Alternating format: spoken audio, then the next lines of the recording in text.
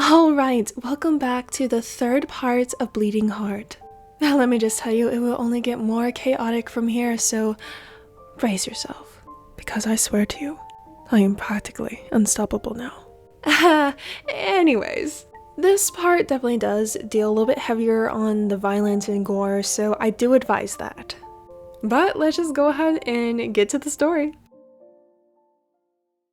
Hello my lovely viewers. Looking for some affordable and good quality anime merch? Want to support your favorite Haikyuu team or join UA? What about joining the Straw Hat Pirates for an adventure or two? Want to join the Black Wolves or the Fairy Tail Guild? Well, this site has that and so much more. Use my discount code and receive 10% off your entire order. Link and code is in the description. Thank you so much for watching.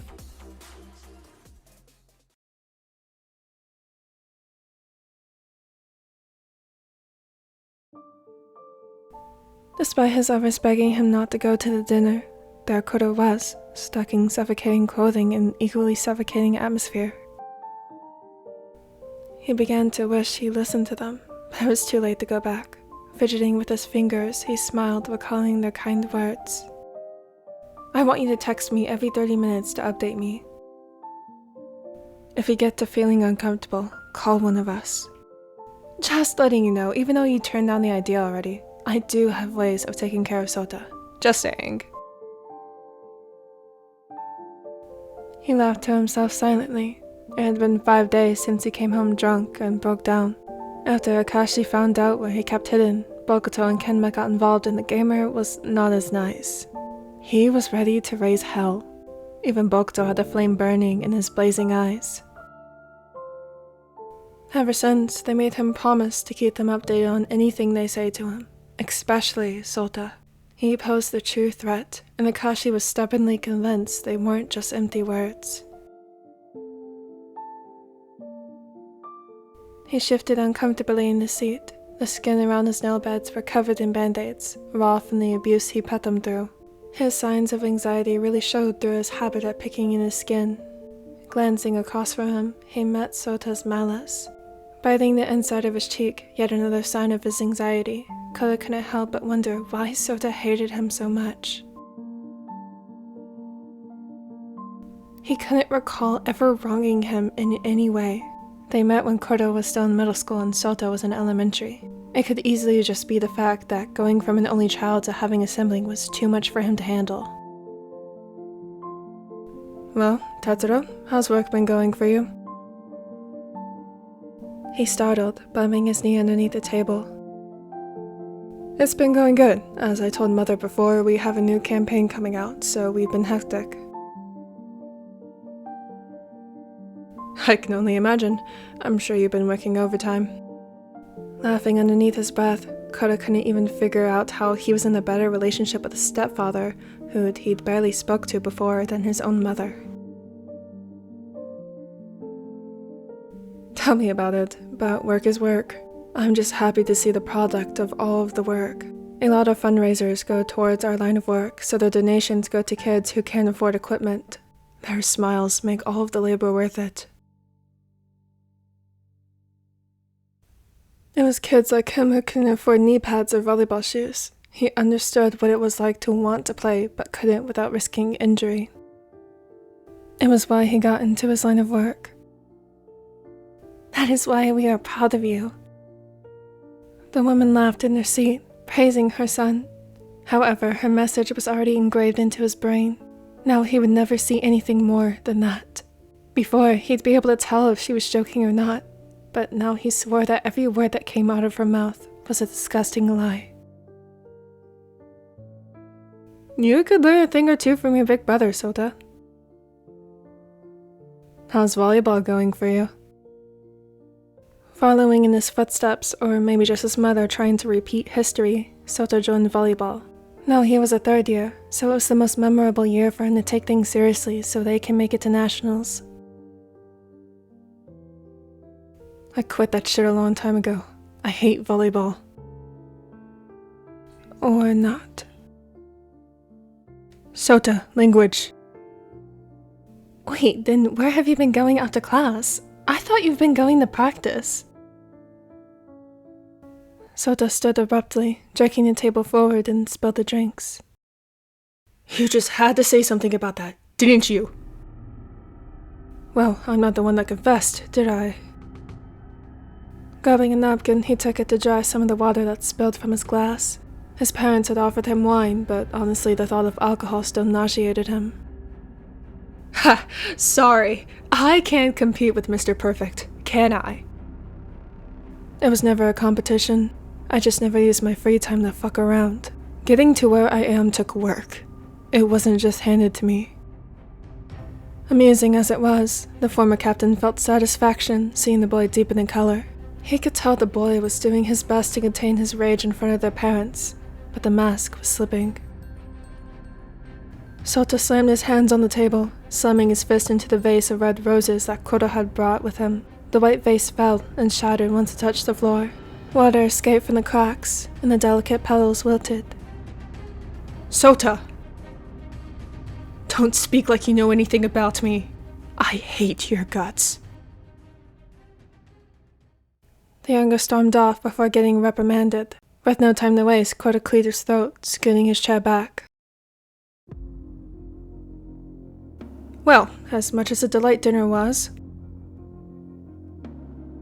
He glanced at their untouched plates, with spilt wine and rose petals scattered over their meals. I should take my leave. Wait, Tetsuro! Sorry, Mother. It seems I've prolonged my visit. As if on cue, his phone rang.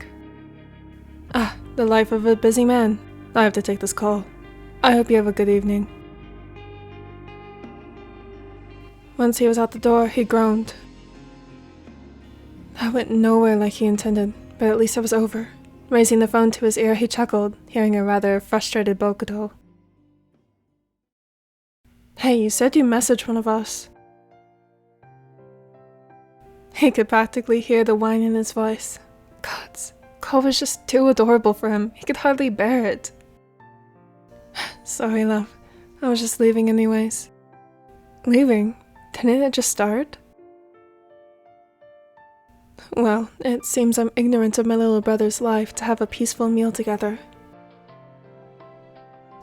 What a night. And there's glass in my shoe? He leaned against the railing to take a shoe off and to discard it. It must have flew into his shoe after the vase was knocked over. That, or Sota placed a trap for him to find. What? Glass? Never mind that. I'm on my way home now. He turned the corner and crossed the street. Luckily, his mother's house wasn't too far from his own home. Just a 15-minute walk, which wasn't terrible considering Akashi's parents lived an hour via bus. It could have been worse. Luckily, when confiding with his partners, his mental state improved. It wasn't back to 100%. That would take time, but he wasn't on the verge of breaking anymore.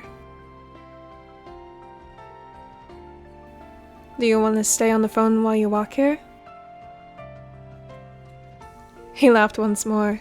It wasn't his intention to make the ace so paranoid with his well-being, but he certainly didn't mind the extra clinginess. No, I'm fine. I should be... He froze mid-step and the words on the tip of his tongue blended into utter silence. A figure stood just a few meters in front of him. A hood and mask concealed their features, yet the way they carried themselves ominously stood in front of him, creeping closer. He gulped, glancing at one of their sleeves bundled at the hem. They were obviously concealing a weapon, and to his horror, he was alone. The shadows of the building stretched toward his feet, as if they too were trying to grab out at him. The figure made the first move, stepping closer and moved the bundle of fabric from their sleeve.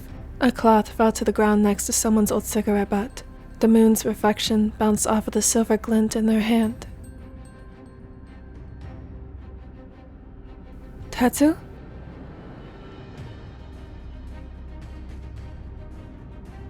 Alright, thank you guys so much. Listen, I kid. This is not the end of this part. Sorry guys, I haven't done this in a while, so it needed to be done. Alright, let's go. Toto's behavior was getting absolutely ridiculous. He even managed to embarrass her during dinner and cause an unruly scene. Such a waste. Both the flowers and dinner was a complete disaster. Someone needed to give that boy a good talking to. While she did say some poor things to Tetsuro, she did realize that he truly was a saint compared to her stepson. Are you gonna talk to him, or do you want me to? Her husband sighed, chucking his glasses down beside his untouched plate, yet again a poor reminder of their argument. I'll do it. He left without another word towards the room. What she didn't expect was to see him walking back into the kitchen not even a minute after going to Sota's room. Oh well, that was quick. She huffed sarcastically, wiping her hands on the towel, but his grim features told her something else was up. He's not in there. Piquing her curiosity, she went for a look into the bedroom. Confirming the truth, the room was indeed empty, and the window was left agape, letting the cool air from outside in.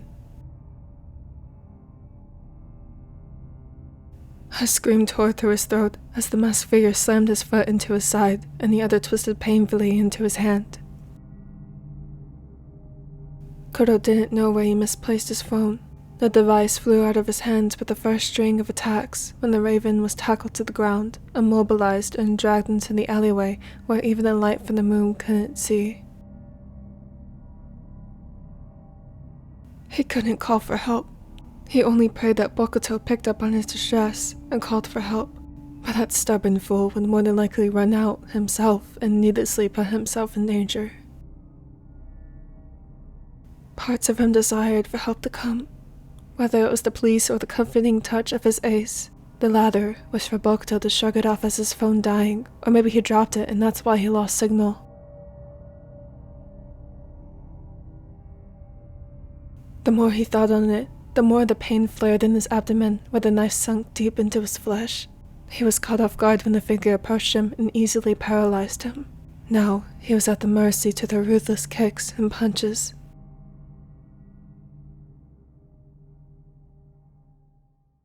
Sucking in a deep breath of air mixed with a metallic taste bubbling up his throat, Kuroo looked around his surroundings. No one was near to help, and even if they were, he didn't have the willpower to scream for help. It was up to him to survive. The attacker shoved his foot into his back, ultimately shoving his body into the asphalt, pushing the knife deeper inside his side. He cried out at the excruciating pain, sending sparks throughout his entire body. Not giving him enough time to recover from the last blow, his attacker grabbed a glass bottle from a nearby dumpster and slammed it over his head. Getting back up to attack was out of the question. He couldn't even lift a finger, let alone his body. He melted into cement, the pool of blood circulating around him. Pressing a hand in his side, he did his best to minimize the bleeding, but even his strength to apply pressure was dwindling. Gasping for air, he reached for the shattered bottle. His eyes involuntarily filled with tears when the red liquid tainted his vision. It stunk, but the pain was nothing to the lethal stab wound.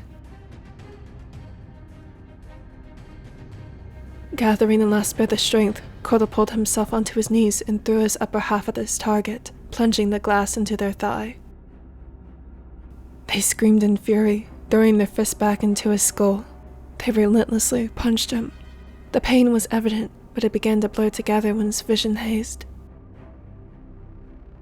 Shit. The numbness started in his side and spread throughout his body. He couldn't feel his arms or legs. He leaned against the wall of the building with his head hung low. He couldn't move. He couldn't fight. By each second that passed, the colder the air came to be. His body shivered in a desperate attempt to generate body heat, but the warm liquid escaped his wounds. Shit. He blinked multiple times, trying to battle the fatigue that threatened to steal his consciousness, but it was no use. Why? He wheezed the words, but it was deafened by the gurgle of blood. You'll be out of your misery soon.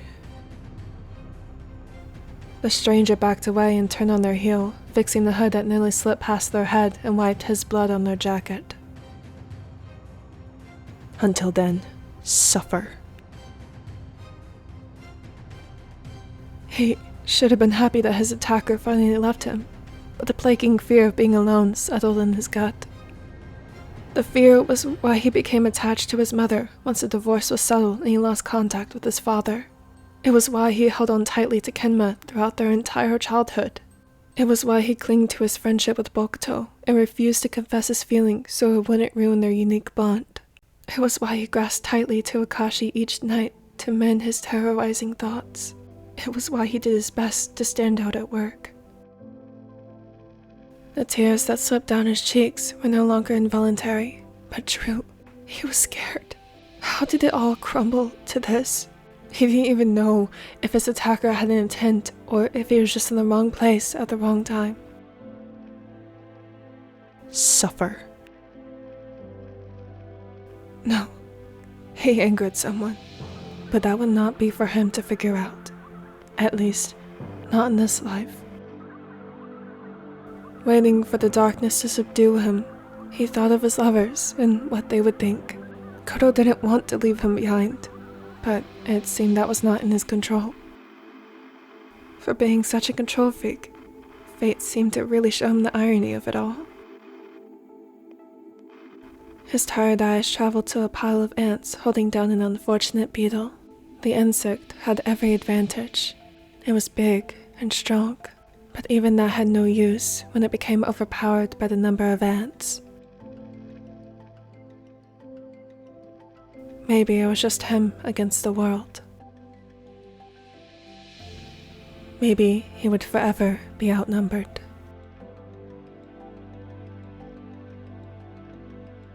Great. He was hearing voices now.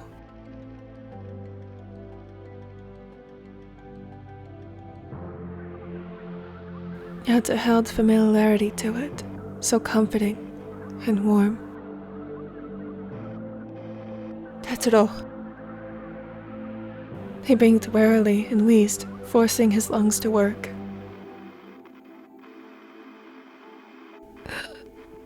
Go. Yes, I'm right here. Just keep your eyes open. I called for help. They should be here any minute now. I need you to hold on, alright? Bokuto hovered over him, pressing painfully into his wound with trembling hands. His pale skin became tainted with a crimson red. The raven met his frantic golden eyes. He looked winded, like he ran to that alley on foot. A string of profanities escaped his facade. The ace panicked, seeing the amount of blood already decorating the ground beneath them.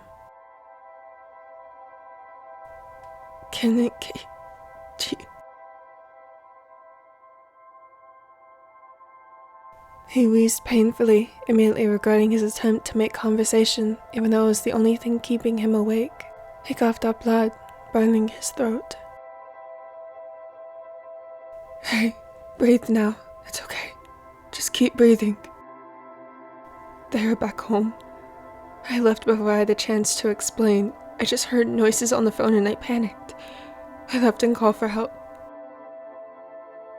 So they didn't know. He laughed bitterly at the sentiment. Shit. They were probably freaking out right now, and they wouldn't know what became of him until Bokuto faced them. Whether or not he survived this, they would receive grim news. I'm glad. He wasn't sure if he was glad that his attacker left before Bokuto arrived, or if it was the fact he actually showed up. Maybe it was both. He wasn't alone. Go. He whispered the name so quietly, the ace's harsh breaths nearly drowned out his voice. If it's too much, you don't have to talk. Just save your strength. They should be... A wail of silence broke the silence, coming from the distance. See, help is almost here. Just hold out a bit longer. Bokuto waited anxiously for the said help to move quicker, While they were going as fast as they could, it felt like hours to him. He was losing time. Kuroo was bleeding out. At this rate, I'm tired. The ace turned his gaze from outside the alley back to his lover. He was dangerously pale. All color was shamed from his lips and his eye dulled. The circles beneath his eyes darkened with the more blood that escaped his grasp. His ragged breaths became uneven, yet soft, like he couldn't manage the strength to breathe anymore. No, Tetsu, you need to stay awake. Do you hear me? You have to push through this. He couldn't filter the utter panic that fueled in his veins. Kuroo smiled fondly at his lover. It wasn't one of his normal cheesy grins, but the corners of his lips tilted slightly upwards to calm his frightened lover. Thank you. Thank you for loving me. No. Tetsu, baby, look at me. Stay awake. Fuck, where are they? Tetsuro, stay with me. The words faded, and he could no longer fight the darkness. He became one with the void, and let it consume him.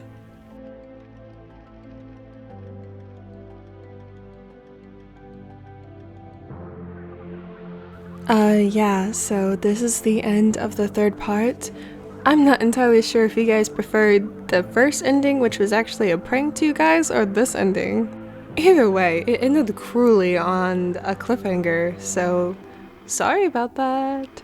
Anyways, if you want to go ahead and skip to the fourth part, for my YouTube members, it should be released in 2 days. But if you're a non-member, it is already out underneath my membership page, so you can go ahead and read ahead. Alright, I just want to thank you guys so much again for this. I appreciate everything that you guys do and all the endless support and encouragement. And I will see you guys next week.